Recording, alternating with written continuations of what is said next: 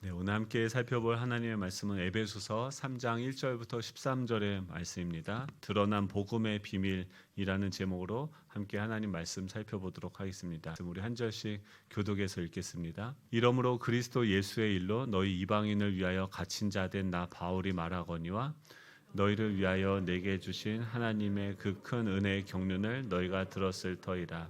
그 계시로 내게 비밀을 알게 하신 것은 내가 먼저 간단히 기록함과 같으니 그것을 읽으면 내가 그리스도의 비밀을 깨달은 것을 너희가 알 수 있으리라. 이제 그의 거룩한 사도들과 선지자들에게 성령으로 나타낸 것 같이 다른 세대에는 사람의 아들들에게 알리지 아니하셨으니 그리스도 안에서 함께 상속자가 되고 함께 지체가 되고 함께 약속에 참여하는 자가 됨이라. 이 복음을 위하여 그의 능력이 역사하시는 대로 내게 주신 하나님의 은혜의 선물을 따라 내가 일꾼이 되었노라. 모든 성도 중에 지극히 작은 자보다 더 작은 나에게 이 은혜를 주신 것은 측량할 수 없는 그리스도의 풍성함을 이방인에게 전하게 하시고 영원부터 만물을 창조하신 하나님 속에 감추어졌던 비밀의 경륜이 어떠한 것을 드러내게 하려 하심이라. 이는 이제 교회로 말미암아 하늘에 있는 통치자들과 권세를 알게 하려 하심이니 곧 영원부터 우리 주 예수 그리스도 안에서 예정하신 뜻대로 하신 것이라. 우리가 그 안에서 그를 믿음으로 말미암아 담대함과 확신을 가지고 하나님께 나아감을 얻느니라. 같이 있습니다. 그러므로 너희에게 구하노니 너희를 위한 나의 여러 환난에 대하여 낙심하지 말라. 이는 너희의 영광이니라. 아멘. 우리 좌우에 계신 분들과 이렇게 인사하면 좋겠습니다. 공사 잘 하고 계십니까? 네, 공사 중인데 이렇게 푯말 있는 거 잘 보이시죠? 저희가 계속 그 에베소서의 말씀을 살펴보고 있습니다. 에베소서는 하나님이 창세전에 그 계획하셨던 하나님의 그 설계도, 그 하나님의 나라의 어떤 그 장엄한 그 계획들을 이 사도 바울이 인생의 말년에 깨닫고 기록하여서 그 에베소 교회뿐만이 아니라 여러 교회들에게 회람용 서신으로 작성한 것입니다. 지난주에는 그 하나님께서 기억하라라고 이야기하죠. 우리가 그때의 육체로 이방인이었고 할례도 받지 않은 자였고 그리스도 밖에 있었고 세상에 소망이 없고 하나님도 없는 자였지만 이제는 멀리 있던 우리가 그리스도의 피로 가까워졌고 예수님은 우리를 하나 되게 하시는 그런 사역들을 하고 계시고 우리는 그 안에서 새로운 가족이 되었다. 그리고 지금 우리는 공사 중이다. 무엇으로 지어져 가고 있습니까? 함께 하나님의 성전으로 지어져 가고 있다라고 이야기하는 거죠. 이 복음의 비밀, 그러니까 왜 하나님께서 이 세상을 창조하셨는가? 지금 하나님께서 하고 계시는 일들은 무엇인가를 이 사도 바울이 깨닫고 보고 알게 되어진 것들을 기록한 것이죠. 지금 성전으로 지어져 가고 있다라고 하는 것은 무엇이냐면 처음에 성전이 무엇입니까? 최초의 성전이 하나님께서 온 우주를 창조하시고 그 에덴이라는 곳에다가 인간을 두시면서 그곳이 최초의 성전이 되어졌죠. 그리고 그 하나님께서 이 에덴 동산에 선악과를 두시면서 우리를 인격적으로 창조하시고 대하고 계신 거죠. 인격적으로 대한다는 것은 무엇이냐면 지금 은성이가 자신이 자라와서 지금까지 성장하는 기간 동안 우리가 기다려주는 거죠. 우리가 믿는 예수님이 이런 분이고 하나님이 이런 분이시다라고 알려주고선 스스로 선택할 수 있는 기회를 주는 것이 인격적으로 한 사람을 대하는 것이죠. 하나님을 인격적으로 만났다라고 하는 것은 무엇입니까? 내가 이제 스스로 하나님을 선택해서 하나님의 말씀을 따라 보니까 정말로 하나님이 나의 하나님이고 나의 주인이시다. 내가 하나님을 귀로만 듣다가 이제 그 말씀에 그것을 내가 선택하고 헌신해 보았더니 정말로 하나님이 나를 사랑하시다라는 것을 깨닫는 것. 즉 인격적인 그 하나님이 우리를 인격적인 존재로 만드신다라고 하는 것은 우리가 스스로 자유의지를 가지고 선택권을 가지고서 모든 것들을 다 경험해 보았을 때 이제 그때는 우리가 하나가 되는 거죠. 하늘에 있는 것이나 땅에 있는 것이나 이 모든 민족들이 삼위 하나님이 전혀 다르신 분들인데 완전히 하나 되는 것처럼 우리 모두가 다 다양한 기질, 다른 성격, 다양한 문화를 가지고 있지만 우리가 동일하게 아는 게 있죠. 무엇을 알게 됩니까? 하나님만이 우리의 주인이 되시는구나.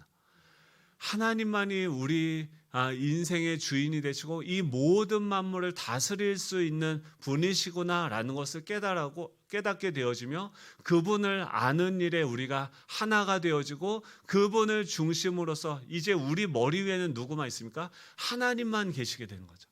그러면 인간 위에, 내 위에 하나님만이 주인이 되신다고 하는 것은 우리 인간 사이에는 인간 위에 인간이 없고 인간 밑에 인간이 없는 동등한 존재로서 다양하지만 우리가 각자의 인격을 존중한다는 것은 그 사람의 선택과 기질과 성향을 존중해 준다라고 하는 것이죠.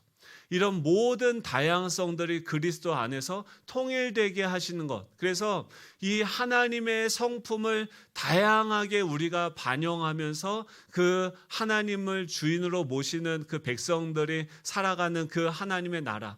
예전에는 그 에덴 동산에서 출발했다가 그것이 깨어지고 광야의 성막으로 이스라엘에서는 성전으로 되어졌던 것이 이제 예수 그리스도 안에서 움직이는 교회로 저와 여러분으로 존재하다가 마침내는 이제 그 하나님을 사랑하고 믿는 하나님을 주인으로 왕으로 모시는 모든 백성들이 이제 온 우주에 가득 차게 되어져서 하나님의 그 영광을 찬양하게 되는 그 나라가 올 것이다라는 것을 이 사도 바울이 깨닫게 되어진 거죠.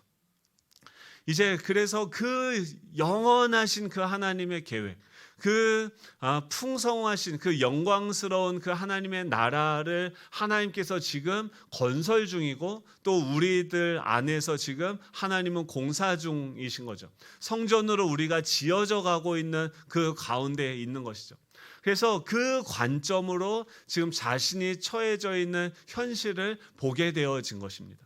이 사도 바울의 지금 현실은 어떻습니까? 1절에 보면 이러므로 그리스도 예수의 일로 너희 이방인을 위하여 갇힌 자 된 나 바울이 말하거니와 라고 이야기합니다. 지금 사도 바울의 현실, 지금 사도 바울의 피부로 느끼고 경험하는 그 현실은 무엇이냐면 갇힌 자라고 하는 거예요.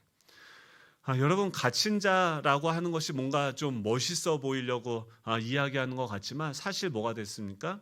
죄수가 되었다는 것이고 전과자가 됐다라고 하는 것이죠.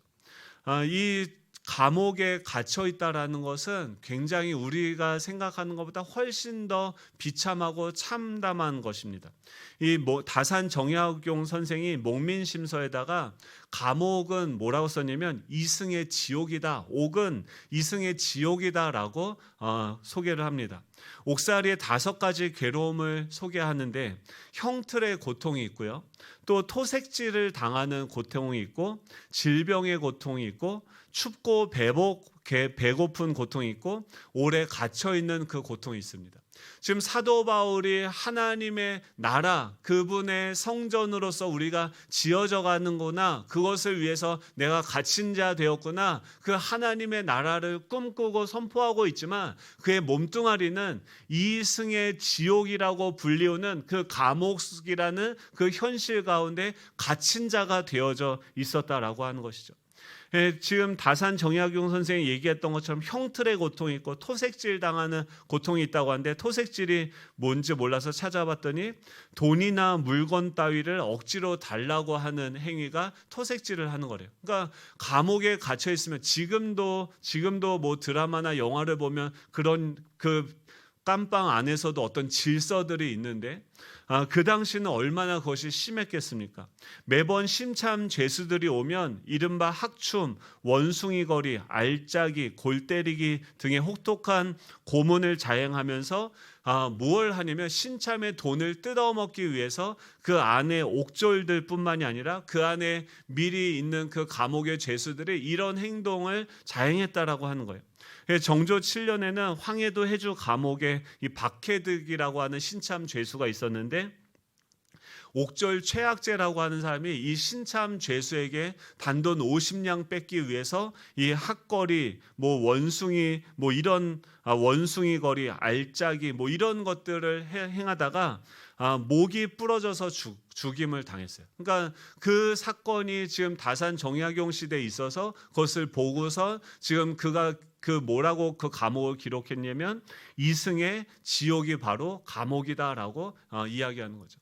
그런데 지금 사도 바울이 지금 이 감옥에 있는 거죠. 이 죄수가 되어졌다. 이 사도 바울이 날마다 경험하는 실제 현실은 무엇이냐면 죄수가 된 거예요.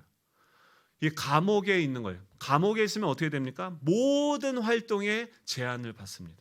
옷도 마음대로 입을 수 없고요. 자기가 자고 싶은 곳에서 잘 수도 없고 사람을 자유롭게 만날 수도 없습니다. 명령대로 살아야 됩니다. 앉으라고 하면 앉아야 되고 누우라고 하면 누워야 됩니다. 한마디로 자유가 박탈당한 사람, 모든 것에 제한을 받는 사람이 바로 죄수고 갇힌 자다라고 이야기를 하고 있는 거죠. 지금 자신이 얼마나 불편하고 이 자유를 박탈당한 그 삶을 살아가고 있습니까? 그런데 지금 사도 바울은 오히려 그것을 자신이 인격적인 존재로 대해주시는 그 하나님에게 자신의 의지로 자기가 지금 여기에 스스로 갇힌 자가 되었다라고 지금 자신의 그 현실을 지금 해석하고 있는 것이죠. 지금 지난주에도 이 사도 바울이 왜 이 감옥에 갇혔다라고 이야기했습니까? 지금 예루살렘 교회가 기근을 당하고 경제적인 큰 어려움을 경험하게 됐습니다. 이 사도 바울이 유럽의 그 교회들, 이방인들의 교회들에게 구제헌금을 걷어다가 가서 전해주면 되어집니다. 근데 가서 전해주기만 하면 됐는데 사도 바울이 그 사건을 지금 이 복음의 사건으로 만들기 위해서 하는 행위가 무엇이냐면 헬라인 드로비모라고 하는 그 이방인들이 지금 돈을 걷어서 줬는데 에베소 사람 드로비모를 데리고서 그 예루살렘으로 가게 되어져요. 지금 그리고 그 예루살렘에 이방인을 데리고 그 성전에 가게 되어지는 것을 빌미로 삼아서 지금 그 죄목으로 성전을 더럽혔다는 그 죄목으로 고소를 당해서 지금 그 예루살렘에서 형벌을 받고 그 재판을 받고 거기서 상소를 하니까 지금 이 로마로 와서 다시 재판을 기다리고 있는 그 과정 가운데 있는 것이죠. 이 사도 바울이 그냥 신앙생활을 하는데 그 곳에 갈 때 지금 수많은 사람들이 너 예루살렘 가면 죽을 거야. 성령의 인도함을 받아서 예언하는 그 이야기를 들었는데 이 사도 바울은 그곳에 지금 자신이 선택해서 가고 거기 가서 내가 갇힌 바 되어도 그 갇힌 것을 내가 기꺼이 감당하고 받아들이겠다. 내가 이것을 위해서 하나님께 부르심을 받았다. 지금 이방인으로서 지금 이방인을 에게 복음을 전하는 사도로서 자신이 부르심을 받았기 때문에 이 복음 이방인들에게도 이 구원이 임했다라는 이 복음을 전하기 위해서 스스로 자신의 모든 것을 포기하고 자기를 포기하고 세상적인 모든 꿈과 성공을 포기하고 스스로 갇힌 자가 되어졌다라고 사도 바울이 이야기하는 거죠. 여러분들은 어떤 여러분들을 가두고 있는 현실들이 있지 않습니까? 우리가 스스로 저는 뭐가 있나 생각을 해봤더니 많더라고요. 목사가 되니까 맨날 설교 준비해야 돼요. 공감이 안 되시죠? 우리는 그렇죠. 제가 어떤 청년하고 상담하다가 그 청년이 어떤 데서 이렇게 월급을 많이 준대요. 그래서 거기를 가서 취업을 할까 고민 중이다라는 얘기를 하는데 그 회사가 어디냐면 술집이에요. 그래서 제가 그 친구한테 그렇게 얘기를 했어요. 그러면은 야 거기 돈 많이 준다고? 그러면 나도 거기 한번 가서 일을 하면 어떨까라는 것을 고민하면 어떨까라고 물어봤어요. 제가 술집에 가서 일을 하면 될까요? 안 될까요? 그 술집이 좀 단란한 술집이거든요. 아니면 룸에서 이렇게 은밀하게 마실 수 있는 그런데 제가 만약에 취업을 해서 일을 할 수 있는 자유가 있죠? 없습니까?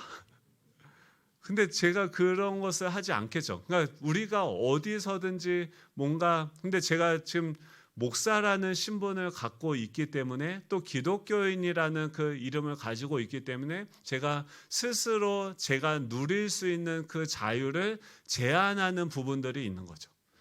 제가 그 사람들이 그러잖아요. 담배를 끊은 지 제가 10년이 훨씬 넘었거든요. 근데 그러더라고요. 저도 한동안은 이 담배 냄새를 맡으면 역겨웠어요. 근데 요즘에 이제 여기 해장국집 앞에 나와서 이제 밥 먹고 일을 쑤시고 있는데 옆에 있는 분이 담배를 이렇게 피는데 담배 연기가 이렇게 쓱 지나오는데 구습더라고요. 와, 그래서 와 땡기는데 제가 담배를 피면 될까요? 안 될까요? 술을 마시면 될까요? 안 될까요? 아니, 우리 지금 한국 교회 안에는 술 담배를 스스로 가뒀습니다. 그러니까 한국 교회는요. 그러니까 초대 우리 한국 교회의 선교사님들이 와서 복음을 전할 때 그 상황이 있었어요. 제가 설교를 준비할 때 이 인용을 하고 있는 그 미국이나 유럽에 있는 목사님들 신학자들은요. 담배를 피면서 이 신학 연구를 해서 기록한 것을 제가 가지고서 지금 설교를 준비하고 전하고 있는 거예요.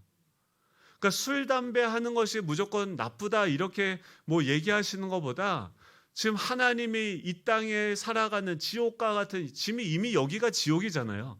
이 지옥을 견디고 살아갈 수 있도록 인간에게 주신 선물이 무엇입니까? 담배나 술인 거죠.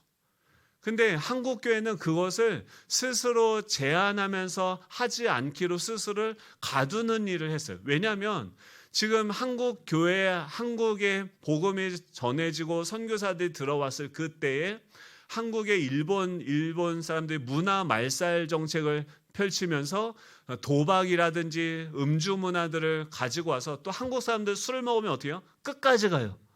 그래서 이 집안들이 도박이랑 이 술에 완전히 망해지고 넘어지는 것을 보면서 이것에 대해서 우리가 특단의 조치를 취하지 않으면 한국에서는 이 복음이 전파되는 것이 너무나도 힘들겠다. 그래서 이 선교사님들과 한국 교회들은 무엇을 약속을 했냐면 우리가 스스로 이 술과 담배를 할 수 있는 자유가 있지만 지금 이 사람들, 이 한국에 있는 이 도박과 이 가정들을 무너뜨리는 이 문화로부터 우리를 지키고 복음을 전하기 위해서 우리가 스스로를 제한한다라고 하면서 스스로를 가둔 것이죠. 여러분, 저도 지금도 담배를 피고 술을 먹을 수 있는 자유가 있지만 스스로를 그것을 하는 것보다 이 믿지 않는 그 사람들이 시험에 들지 않고 그 사람들에게 이 복음을 전하는 이 사역이 더 영광스러운 사역이다라는 것을 저도 적극적으로 동의하기 때문에 그것을 스스로 제한하고 스스로를 그 부분에 가두고 있는 것이죠. 여러분, 사도 바울도 마찬가지입니다. 지금 이 사도 바울이 갇혀져서 지금 이 토색질을 당하고 그 로마의 감옥에 갇혀 있을 때 얼마나 많은 불합리하고 불의한 일들이 그의 피부에 다가왔겠습니까?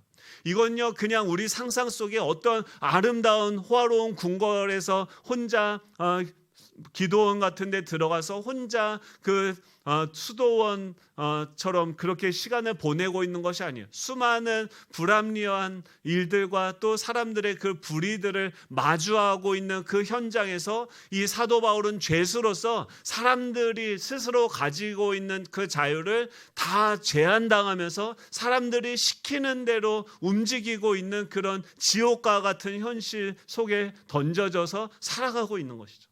근데 사도 바울은 그렇게 갇혀져 있는 자신의 상황을 무엇으로 재해석합니까? 그 하나님의 나라의 그 영광스러운 그 계획을 위해서 지금 하나님께서 자신을 부르셨고 그 복음의 일을 위해서 지금 1절에 보면 그리스도 예수의 일로 너희 이방인을 위하여서 내가 갇혀 있다. 내가 지금 이렇게 자유를 제한당하고 억제당하고 이런 불의한 일을 당하는 것이 예수님이 십자가에 죽으신 것이, 내가 이 감옥에 갇힌 것이 너희를 위해서, 예수 그리스도의 그 일에 참여하기 위해서 내가 갇힌 자가 되어졌다라고 자신의 삶 속에 일어나고 있는 그 지옥 같은 현실을 이 복음으로써 하나님의 그 설계도 청사진 안에서 재해석하는 일을 하고 그들에게도 같은 것을 권면하는 서신을 지금 쓰고 있다라는 거죠.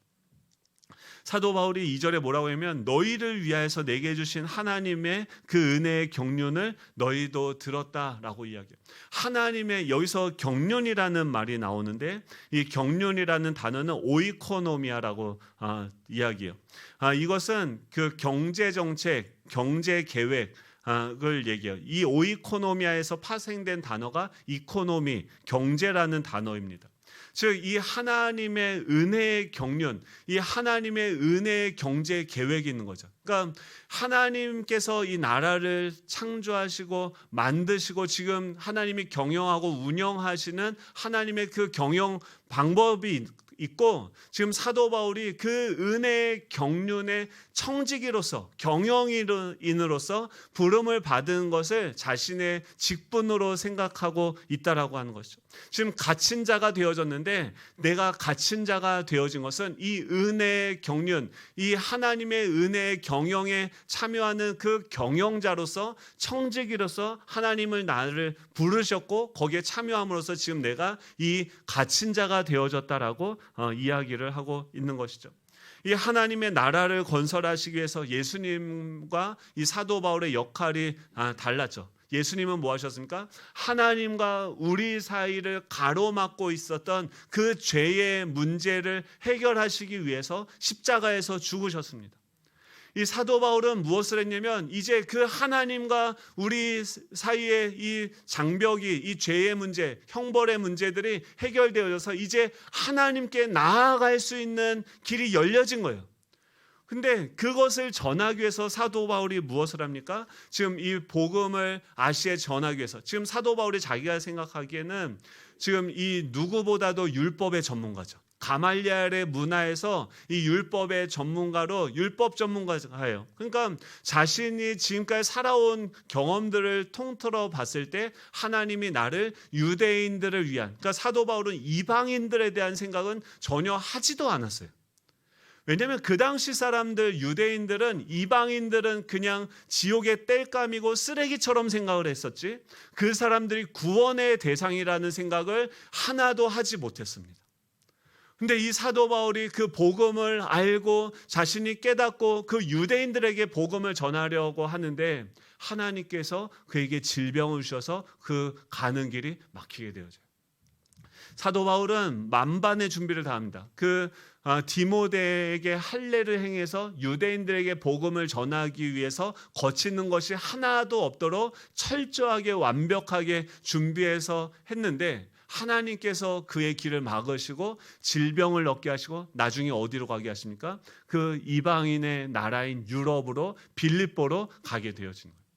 거기 가서도요, 사도 바울이요, 이 생각이 변화가 안 돼요. 거기 가서도 유대인, 그러면 하나님이 나를 유대인 디아스포라들에게 복음을 전하려고 하나 보다라고 그 물가에, 강가에 가서 유대인들을 찾는데 유대인들이 없는 거예요. 근데 거기서 놀라운 일이 생깁니다. 무엇이 생기냐면 그 복음을 지금 유대인들에게 전하기 위해서 이방 귀신 들린 여종이 와도 그를 상관도 하지 않고 조용히 유대인들을 찾아다녔는데 하도 귀찮게 해서 어쩔 수 없이 예수 그리스도의 이름으로 복음을 선포했는데 그가 회개하고 귀신이 떠나가고 자신을 감옥에 가두었던 죄수들, 그 이방인들이 복음을 믿고 들어온 이 하나님의 그 약속에 참여하는 역사들을 경험하게 되어지는 거예요. 이 사도 바울이를 가두고 있었던 자신의 그 울타리 밖으로 나가서 이방인들 사회에서 자신이 지금까지 배웠던 그 율법을 다시금 보기 시작합니다. 근데 보니까 뭐예요? 아브라함에게도 하나님이 너가 복이 될 것이다 라고 약속하는데 아브라함을 아브라함으로 이름을 바꾸세요. 아브라함이라고 하는 것은 열국의 아비예요. 열방의 아버지예요.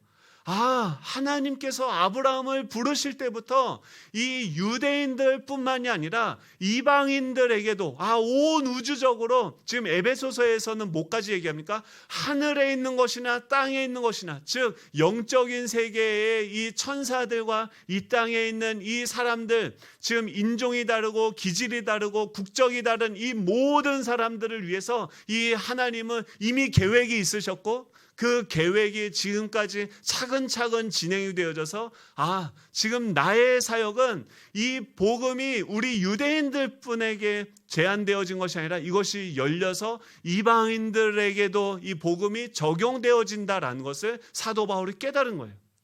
그래서 그 사람들이 지금 성령께서 이 사도 바울에게 진리를 얘기한 거죠. 너가 그 예루살렘으로 가면 죽게 되어질 것이다라고 이야기하는데, 여러분, 사도 바울이 왜 그 감옥에, 그 예루살렘으로 이방인을 데리고 가게 됩니까? 인격적으로 하나님이 우리를 대하신다는 것은 무엇입니까? 하늘에 있는 것이나 땅에 있는 것이나 다 그리스도를, 하나님을 아는 데 있어서 그리스도 안에서 통일되어진다는 것이 무엇입니까? 우리의 모든 인류 역사, 이 성경에 기록되어져 있는 이 모든 것들을 통해서 우리는 그날에 알게 되는 거예요. 뭘 알게 되냐면, 우리 위에 하나님은, 주인은 하나님밖에 없으시다. 그 하나님은 우리에게 선택을 주시는 거예요. 선악과를 주시면서 우리를 인격적으로 대우하시면서 우리가 직접 알아가고 경험하도록, 은성이가 지금 이제 성년이 되어서 스스로 이 신앙을 고백하게 되어질 때까지 부모와 또 친구들과 교회에 있는 모든 사람들을 통해서 하나님이 어떤 분이신 것을 말씀으로 또 직접적인 행동으로 하나님을 알려주시는 거죠. 그리고 무엇을 기다리시는 겁니까? 우리가 원해서 하나님이 정말로 내 주인이 되기 원합니다. 하나님이 내 인생을 만드셨군요. 그리고 그 나라가 완성이 되어지면 우리가 그 나라를 상속받는 자가 되어지는군요 라는 것을 깨닫게 되는 거예요. 사도 바울이 보니까 지금 이 아브라함도 모든 민족이 너로 말미암아서 복을 받게 될 것이다 라고 이야기하고, 구약에서는 그 야베스라고 하는 사람이 있어요. 우리 김규 집사님 회사 이름이 뭔지 아십니까? 야베스 에너텍이요. 왜 그렇게 이름을 졌나, 그걸 듣다가 이제 이 말씀이 생각이 났는데, 이 구약에서는요 이게 다 드러나지 않고 감추어져 있었어요. 역대상 1장에서 9장까지 족보들이 나오는데 약 500명의 인물들이 등장하게 됩니다. 근데 특별히 4장에서 특별히 유다 지파의 자손 중에서 이 야베스라는 사람이 나오고, 야베스는 부연 설명이 나와요. 그러면서 지금 야베스라고 하는 그 이름은 뭐냐면, 내가 수고로이 나왔다, 힘들게 나왔다라는 그 고통이라는 이름이 바로 야베스입니다. 비록 어머니가 수고로이 그를 낳았지만 야베스는 현실의 고통에 절망하지 않고 기도로 그의 인생을 바꾸었다라고 해서 그런 이 야베스의 기도라는 책이 한동안 유행했던 적이 있습니다. 근데 그가 기도했던 게 무엇이냐면, 주께서 내게 복을 주시려거든 나의 지경을 넓혀주시고 주의 손으로 나를 도우사 환난을 벗어나 근심이 없게 하소서라고 기도했다는 거예요. 지금 야베스가 나의 지경을 넓혀주십시오, 하나님 나에게 복을 주셔서 나를 도우사 환난을 벗어나 근심이 없게 해주십시오. 이거 보면 너무나도 기복적인 것 같고, 누가 봐도 지금 자기만 뭐 지경이 넓혀지고 뭐 잘 되길 바란다, 뭐 이런 기도 아닌가라고 생각이 드는데, 신기한 거는 뭐냐면 하나님께서 그가 구하시는 것을 허락하셨다라고 하는 거예요. 그 말은 뭐냐면, 지금 야베스가 기도했던 그 내용이 하나님의 계획과 뜻에 부합했다고 하는 거예요. 근데 우리 수준에서 이 지경이 넓혀지는 그 개념, 그러니까 재물이 많아지고 단순히 내 땅이 넓어지는 그런 개념이 아니라, 지금 사도 바울이 그 이방인의 사회 속에 들어가서 이 복음을, 다시 율법을 들여다보니까 깨닫게 된 그 복음의 비밀이 무엇입니까? 이것이 단순히 우리를 잘 먹고 잘 살게 하는 것이 아니라 우리 유대인으로부터 시작이 돼서 이 이방인들과 모든 열국들이 다 하나님의 자녀가 되어지는, 더 넘어서서 이 땅에 있는 이 사람들뿐만이 아니라 하늘에 있는 그 천사들도 하나님의 영광을 보게 되어지는구나. 그것을 깨닫게 되는 거예요. 헬무트 틸리케는 뭐라고 이 돌아온 탕자를 해석을 하냐면, 둘째 아들이 인간이라고 하는 거예요. 그래서 인간이 타락하고 그 아버지의 그 재산을 가지고 다 떠나갔고, 그동안 첫째 아들은 뭐 하고 있습니까? 집에서 묵묵히 아버지의 뜻에 순종하면서 계속 살아갔는데, 나중에 돌아와서 둘째 아들을 막 환대하는 거 보니까 아버지한테 있는 승질을 다 내죠. 저 인간이 뭔데 왜 이렇게 환대하십니까? 근데 헬무트 틸리케가 뭐라고 해석하냐면, 이 첫째 아들이 천사들이다라고 해석을 해요. 그러니까 이 인간에게 자유의지를 주고 하나님을 떠났다가 돌아오는 것을 환대하시는 이 구속의 역사를 통해서 하나님의 성품이, 하나님의 인격이 어떠하신 것이 이 복음을 통해서 온 우주 가운데 하나님의 하나님 되심이 나타나게 되어진 것이죠.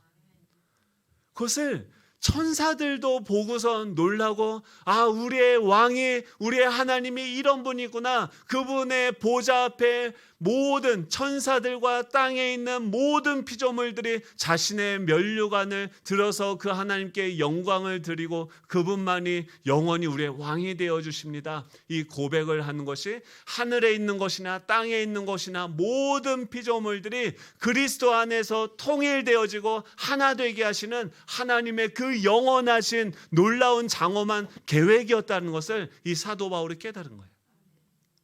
여러분, 그렇다고 한다면 지금 주님은 우리 가운데 어떤 일을 하고 계십니까? 지금 이 사도 바울을 가로막고 있었던 그가 내가 생각했던, 내가 인식했던 그 울타리를 넘어서 지경을 넓히시는 일들을 하는 거예요. 지금 감옥에 갇혀 있는데 자신에게 이 고단한 현실이 있는데, 자신의 자유를 제한당하고 있는 이 힘든 일들이 있는데, 그것이 하나님이 나로 하여금 하나님의 나라를 넓혀가는, 그 지경을 넓혀가게 하시는 하나님의 역사하심이구나라고 생각하게 되어졌다라고 하는 것이죠.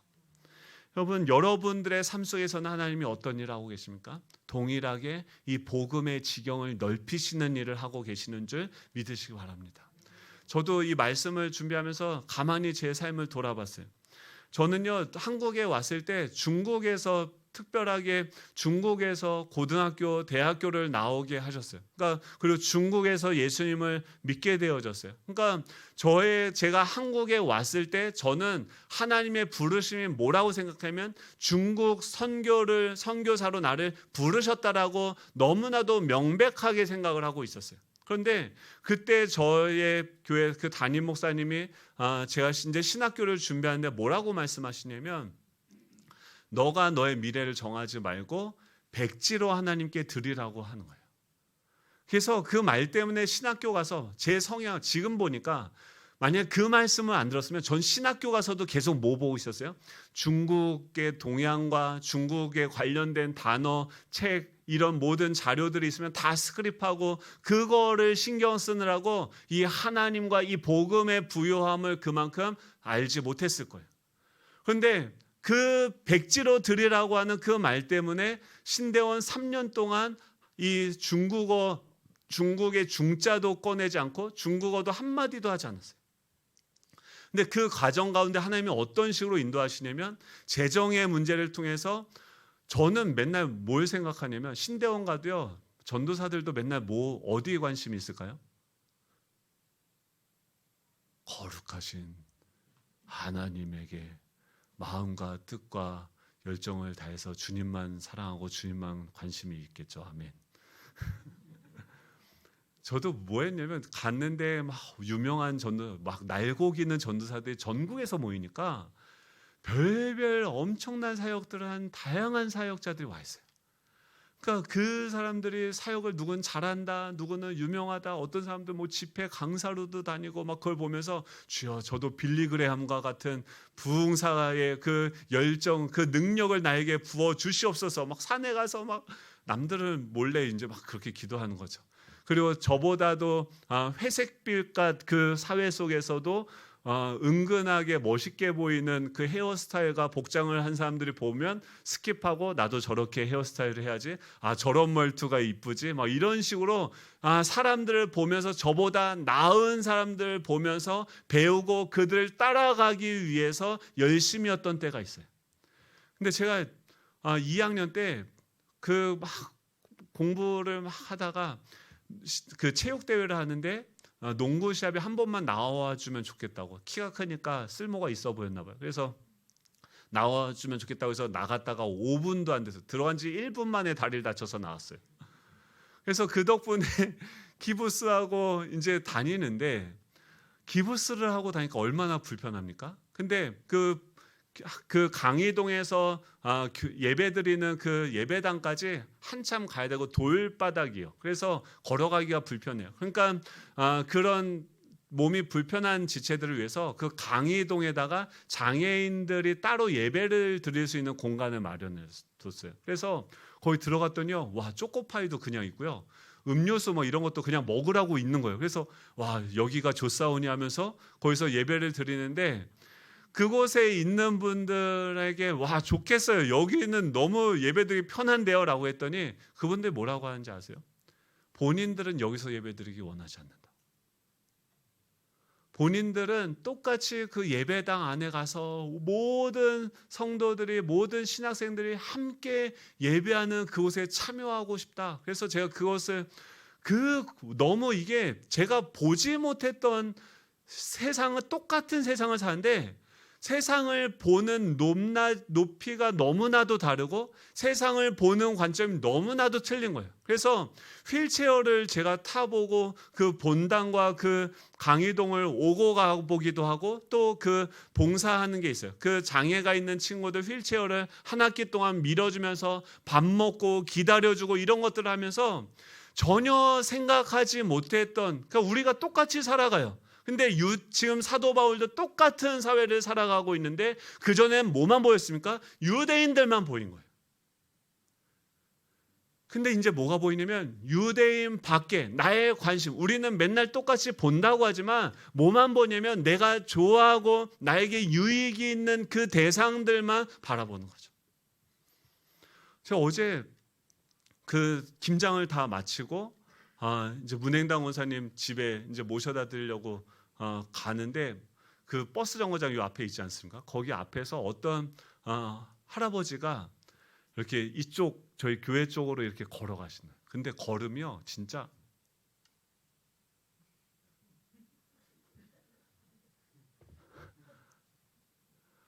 속 터져요.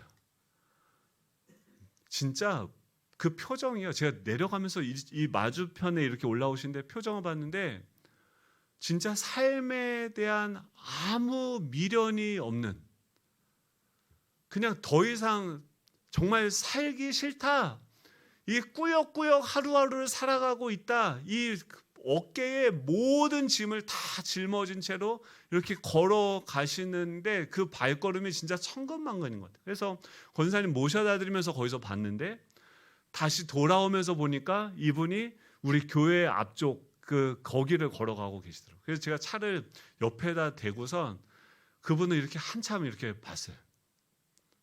그래서 어떤 생각이 들었냐면 저분에게 복음이 필요하다. 근데 지금 시간이 세미나가 곧 있잖아요. 세미나가 있으니까 빨리 들어와서 지금 시간적으로는 그게 안 되는 거예요. 그래서 고민을 하다가 제가 복음을 전했을까요? 안 전했을까요? 안 전했어요. 제가 그렇게, 그러고선 일단 세미나를 해야 되니까, 그러고 와서 이제 이걸 다 끝나고 나서 예배를 다 마치고 이제 방에 들어가서 이제 설교 준비하려고 이렇게 앉아 있는데 그 할아버지 표정과 그 걷는 그 모습들이 너무나도 선명하게 지워지지가 않는 거예요. 우리 교회들이 얘기할 때 지금 다음 세대가 중요하다, 뭐가 중요하다, 뭐 이렇게 얘기하는데 다음 세대가 중요하다, 또 어떤 장년들이 중요하다라고 얘기하는데 그 안에도 또 뭐가 있습니까? 효용성의 가치들이 있어요. 젊은이들은 계속 키워야지 미래가 존재한다라고 이야기하는데 정말 그렇습니까? 물론 다음 세대들 너무 중요하고 우리가 복음을 전수해야 되는 사명이 있는 것이죠. 그렇다고 해서 그 어르신이 덜 중요합니까? 그의 영혼을 하나님께서는 이 다음 세대들, 이제 갓 태어났고 앞으로 살 날이 더 많기 때문에 더 중요한 인물이고, 이 어르신은 이미 다 삶을 많이 살았기 때문에 덜 중요한 인물입니까? 그런 게 아니죠. 제가 예수양남께서 1대1을 하면서 어떤 분이랑 1대1을 하면서 그분이 그러는 거예요. 본인이 그 회사의 공장의 공장장인데 자기 직원이 한 250명이 있대요. 그 공장을 관리하는 공장장인데 이분이 저한테 그러는 거예요. 목사님, 목사님도 맨날 그때 막 제가 뭐 정개척을 하면 뭐 이방 그 외국인 노동자들을 위한 어떤 사역을 하고 뭘 할 거고 뭐 이런 막 얘기를 막 하는데 그분이 뭐라고 했냐면, 목사님, 저희 공장에 250명이나 되는 직원들이 있는데 거기서 교회 몇 명 나가는지 아세요? 모르겠는데요. 전 관심도 없었어요. 근데 뭐라고 하냐면 한 명도 안 나가요. 와, 어떻게 그럴 수가 있어요? 근데요, 목사님, 더 놀라운 거 뭔지 아세요? 그 중에서 부모님이 목사님 목회하셨던 분들 몇 명인지 아세요? 제가 아는 사람만 해도 5명이 넘어요. 근데 그 사람들 다 교회 안 나가요. 왜 교회를 안 나가요? 하루 종일 일주일 내내 공장에서 서서 일을 하는 거예요. 그러면 주말 되면 몸이 파김치가 되고 하루하루를 살아내기 위해서 정말 최선을 다해서 살아가는데, 그래서 그 중에 몇 명을 그 전도잔치에서 데리고 교회를 갔는데 그분이 화를 내고 그냥 돌아가더라고요. 갔는데 이 사람들이 다 천사 같은 얼굴로 정말 이쁜 옷을 입고 거기서 우리를 환영해 주는데 자기는 지금 삶이 지옥인 거예요. 지옥에서 살고 너무나도 힘든데 가서 보니까 그 사람들은 거긴 제가 있을 때가 아니던데요. 거기는 저랑 안 어울리던데요. 교회 문턱이 너무 높아졌다는 거예요. 그리고 목사들도 교회들도 누구도 그 옆에 있는 그 직원들 같은 사람들은 관심이 없다는 거예요. 선교한다고 전도한다고 하는데 그것도 뭔가 교회의 멋있는 어떤 사역을 위해서 명분을 위해서 하는데 하나님은 정말 그 사람들에 대해서 아무 마음이 없으실까요? 저한테 물어보시죠. 제가 다리를 다쳐서 그 장애인들, 소외된 사람들에 대해서 졸업 논문도 그래서 장애인 사역에 대해서 졸업 논문을 썼어요. 시야가 넓혀졌어요. 전 중국인들만 생각했었는데 8년을 초동부 사역하면서 다음 세대에 대해서 시야가 넓혀졌어요. 장애인들에 대해서 넓혀졌어요. 또 저보다 잘나고 멋있고 사역 잘하는 사람들 보면서 그 사람보다 더 사역 잘하는 사람이 되려고 달려가다가 하나님께서 멈추시게 하는 사역이 있었는데 그곳에 저보다 실력이 없고 저보다 더 가난하고 더 연약한 지체들을 보게 하셨어요. 그래서 그때부터 신학교 다니면서도 그 사람들, 저보다 더 약하고 저보다 더 모르는 사람들 가르치고 섬기기 위해서 신학교를 다녔어요. 그리고 지금은요, 그 어르신이요. 어제 그 어르신 보면서 또 이 지역에 제가 목사가 이 지역에 있는, 제가 여기서도 솔직히 얘기하면 목사들이 제일 하기 싫어하는 기도가 뭔지 알까요? 아십니까? 이 지역에 있는 교회들 위해서 기도하고 싶을까요? 안 하고 싶을까요? 내키지는 않아요. 제가 여기 와서도 예수양남교회를 위해서 또 기도해야 되는데 솔직하게 이게 기도가 잘 나오진 않았어요. 그래서 그거를 마음을 하나님이 은혜를 주셔서 그게 뭐 거기서 우리한테 뭐 안 좋게 했다 뭐 이런 게 아니라 그 교회보다 더 잘 되고 싶은 마음이 제 안에 더 많은 거예요. 더 건강하고 더 뭔가 잘하고 싶은 그런 마음들이 제 안에 있는 거예요. 제 안에 그런 욕심, 탐욕들이 있는 거예요. 그리고 이 지역에 있는 교회들이 잘 되고 성장하고 회복되어지기를 위해서 기도하는 건 최근에 기도하기 시작했어요. 여러분, 주님이 지금 우리 가운데 하시는 일이 무엇입니까? 이 복음의 비밀이 드러난 것이 무엇입니까? 우리가 생각하지도 못하는 그 이방인들에게도 이 복음이 필요하다. 이 복음은 모든 사람들에게 필요한 것이다라는 것을 알려주시는 것이죠. 이 사도 바울이 그것을 깨닫게 되어진 거예요. 유대인들뿐만이 아니라 지금 율법을 아는 그 사람들뿐만이 아니라 이 이방인들에게도, 지금 그 공장에 다니는 그분들에게도, 우리 주변에 있는 지체 장애가 있는 그 친구들에게도, 다음 세대들에게도, 이 모든 사람들에게, 그 어르신에게도 복음이 필요하다는 것을 우리의 눈을 펼쳐서 그 감추어진 비밀을 드러내 보이셔서 보게 하시는 일을 하고 계시는 거예요. 여러분, 그것을 위해서 지금 사도 바울이 어디가 있습니까? 그들이 있는 그 지옥 속으로 들어가서 스스로가 갇힌 자가 되었다라고 하는 거예요.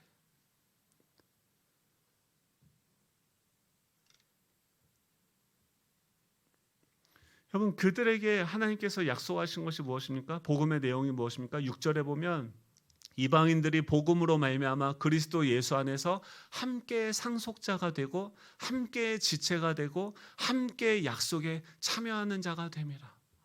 여러분, 그분들도 하나님께서 선택하신 함께 우리와 같이 상속자, 여러분, 상속자가 늘어나면 좋은 겁니까? 나쁜 겁니까? 좋습니까? 부모님이 이렇게 상속을 주셨는데, 맨날 제가 장례식 가서 맨날 하는 설교가 뭐냐면, 그래서 싸우지 말고 서로 사랑하십시오, 이 설교하거든요. 왜 그런지 아세요? 부모님 돌아가시면 그 다음에 뭐가 있어요? 상속, 얼마 되지도 않는 그 돈을 가지고 가족 형제들끼리 진짜 이를 물고 싸우다가 결국 의절하고 보지 않고 하는 일들이 있을까요? 없을까요? 많아요. 이 땅의 상속은요, 이 땅의 상속물은 그렇게 가족들을 더 분열되게 하고 하나 되지 못하게 할 수 있는 일들이 많은데, 하늘의 상속 자산은 왜 그렇습니까? 이건 결핍되어 있고 제한되어져 있는 것이기 때문에 그렇죠. 그런데 이 하늘의 나라는 어떻습니까? 하나님의 나라는 사람이 많을수록, 상속받는 사람들이 많을수록 거긴 무제한이기 때문에 그 상속받는 것들이 더 풍성해지는 거예요. 함께 나누는 사람이 많을수록 더 상속받는 내용들이 더 커지고 많아지게 되는 거죠. 사랑은요, 나누는 대상들이 많아질수록 더 많이 부어지는 것이고, 상속도 나눌수록, 상속자가 많아질수록 더 많은 은혜가 부어지게 되는 거죠. 또 그들과 함께 지체가 되고 함께 가족이 되어져서 또 그리스도와 안에서 한 몸이 되어져서 함께 그 약속에 참여하는 자, 지금 이 사도 바울이 하나님의 나라의 그 경제 계획에 참여하는 경영인이 된 것처럼 우리도 그 경영인이 되어지고 이 모든 사람들이 경영인이 되어져서 청지기로서 그 나라를 상속받는 그 날을 위해서 지금 사도 바울이 갇히고 이 복음을 전하는 자가 되어졌다라고 하는 것이죠. 이 복음을 위하여서 지금 8절에 보면 모든 성도 중에 지극히 작은 자보다 더 작은 나에게 이 은혜를 주신 것은 측량할 수 없는 그리스도의 풍성함을 이방인에게 전하게 하시려고 하는 거예요. 여러분, 우리는 뭐예요? 사도 바울이 뭐라고 해요? 성도들 중에서도 지극히 작은 자. 저를 하나님께서 부르신 거. 이번에 임직 받을 때 이 임직을 받는 건 무엇입니까? 이건 계급이 아니라요, 그들을 섬기기 위해서, 이 복음을 위해서 자신을, 내가 하나님이 내게 주신 은혜의 선물을 따라서 일꾼이 되어졌다. 지금 이 복음을 위해서 사도 바울이 그 복음을 전하는 직무를 하기 위해서 거기에 맞는 직분을 우리가 받게 되어진 것이죠.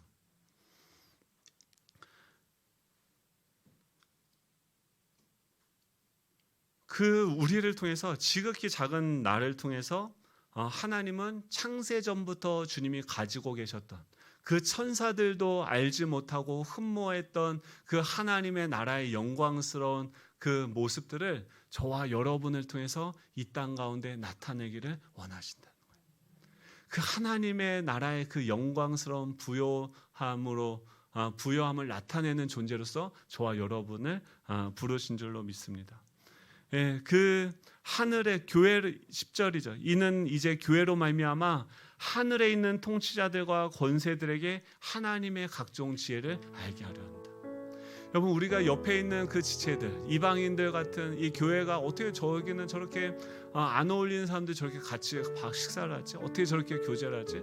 어떻게 저 사람이 저 조합이 말이 되는 거야? 어떻게 이방인들과 유대인들이 같이 있어? 어떻게 저 사마리아 여인과 그 유대인 남자가 같이 있어? 어떻게 저 가늠한 여인과 함께 밥을 먹을 수 있어? 우리의 이 사랑의 나눔, 이 섬김, 같이 한 가족이 되어서 교제하는 이 모습을 통해서 하늘에 있는 그 천사들에게 또 이 땅에 있는 모든 사람들에게 하나님은 자신의 그 영광, 하나님의 나라의 그 아름다우심을 보여주기를 원하시는 거예요. 여러분, 그것을 위해서 우리가 해야 되는 것은 무엇입니까? 내 자신의 울타리를 넘어서 복음의 지경이 넓혀져서 이방인들을 위한 사도로서 우리가 헌신해야 되는 것이죠. 그리고 그것을 위해서 스스로 뭐예요?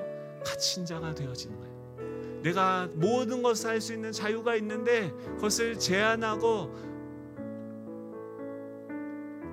하나님께 드리는 것이죠.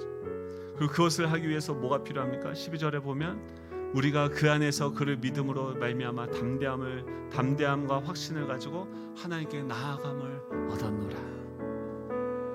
여러분, 이 세상은요 지옥이에요. 막 윤회설을 얘기하는 분들 다시 또 태어나고 싶습니까? 아이고, 한 번 살면 되지 또 여기 오고 싶습니까? 이미 여기가 지옥이에요. 여기 우린 구원이 필요해요. 주님이 그래서 이 지옥에 오셔서 우리를 구원하셨고 구원의 길을 약속하셨고 다시 이 나라가 아닌 완전히 새로워지는 그 나라가 오도록 기다리고 계시는 거예요. 여러분, 다시 나에게 돌아오십시오. 그 아버지의 품으로 돌아오십시오. 우리를 부르시는 것이죠. 그리고 그 복음을 전하기 위해서 우리로 하여금 그분을 믿는 믿음으로 세상 한복판으로 당당하게 어깨를 펴라. 사도 바울아, 그 감옥에서, 지옥과 같은 그 감옥에서 일어나라. 어깨를 펴라. 담대하게 복음을 전해라. 사도 바울이 지금 자기가 그거 하고 있다는 거예요. 여러분이요, 나와 같이 여러분들도 갇힌 자가 되기를 원합니다. 여러분이요, 이 땅에 있는 그 잃어버린 그 영혼들, 이방인들, 지옥에서 소망을 잃고 자라가는, 죽어가는 그 영혼들을 구원하는 그 일들을 위해서 우리가 갇힌 자가 되기를 원합니다. 여러분, 우리 예수성환교회가 이런 교회가 되기를 원합니다. 우리 교회 이 땅에서 뭐 유명해지고 다 필요 없어요. 이 지역에 있는 교회들이 세워지고 회복되어지고 그 영혼들이 살아날 수 있도록 한 사람도 가리지 않고 그들에게 나아가서 이 복음을 전하고 그들을 위해서 우리의 권리, 우리가 성공하고 우리가 뭔가 이득을 볼 수 있는 것들을 스스로 가두고 제한할 수 있는 그런 교회가 되기를 소망합니다. 여러분, 우린 그 일을 위해서 이번에 임직식을 하고 우리 사람들을 세우는 거예요. 여러분, 우리 스스로의 자유를 제한하고 주님이 가셨던 그 길을 걸어가는 이 발자국 한 발자국 한 발자국이 그 지옥에 살고 있는 그 어르신이에요. 이 공장에서 고생하고 소망도 없이 눈물로 하루하루 살아가는 그 분들을 구원하는 역사로 이럴 줄로 믿습니다. 우리 다 같이 일어나셔서 우리 찬양할 텐데요. 이 땅에 동과 서로 나뉘어져 있죠. 남과 북으로 나뉘어져 있죠. 여러분, 이 땅에 우리가 그리스도의 복음을 증거함으로써 우리가 하나 되어지는 그 나라가 이 땅 가운데 이루어지게 하여 주시고, 우리 내년도 표어가 생겨 사방에서 불어와 살게 하라. 여러분, 하나님의 새로운 성령의 바람이 이 조함에 우리 가정 가운데 불어오기를 간절히 소망합니다. 우리가 죽고 이곳에 교회들이 사람들이 사는 그 복음을 전하는 그 복음의 비밀이 드러나는 선포되는 우리 교회 되게 하여 주시옵소서. 우리 그런 마음으로 이 찬양하고 기도하도록 하겠습니다.